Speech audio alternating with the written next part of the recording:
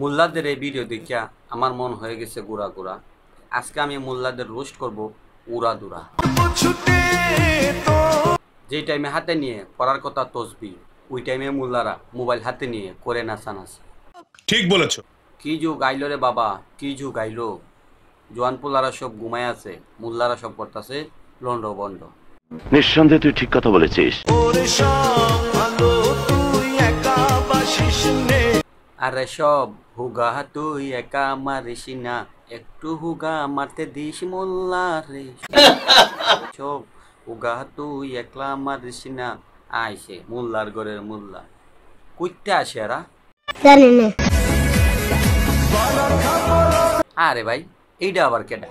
দেখা তো মনে হয় মিয়া খলিফার বেডা না। ইয়ে মানে বাপ মা টাকা পয়সা দিয়ে বোর্ডিং এ থাকতে দিচ্ছে, পড়ালেখা করতে। পড়ালেখা না করে কি করতেছে? হ্যাঁ নাচতেছে বোর্ডিং এ থেকে। তোর কি নাচার জন্য বোর্ডিং এ দিছে বাপ মায়? আইসে এটি ফ্যামিলির চাপে মূল্য হইতেছে, ফ্যামিলির চাপে। ভালোবাসা আর নাম ও হুজুর। এই যাইছে আরেক বন্ড। মার মার বন্ড রে, মার মার দিলে হাল্লা রে, মার বন্ড আইছে। প্রতি নিঃশ্বাসে নাম তোমার লেখা। বা ভাই বা, তুই একটা কাম করছস ভালো। পুরা বরবাদ গানটারে পুরা বরবাদ গজল বানাই দিছস। ঠিক আছে, এসব তোদের মতো বন্ডদের কারণেই এগুলো ঠিক আছে। এসব বন্ড কিছু খেজুরদের জন্যই আজকে সমাজের এই অবস্থা।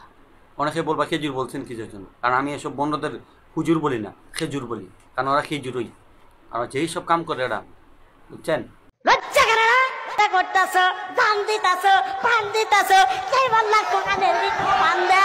আর এই যে আইসে আরেকটা, দেখছেন?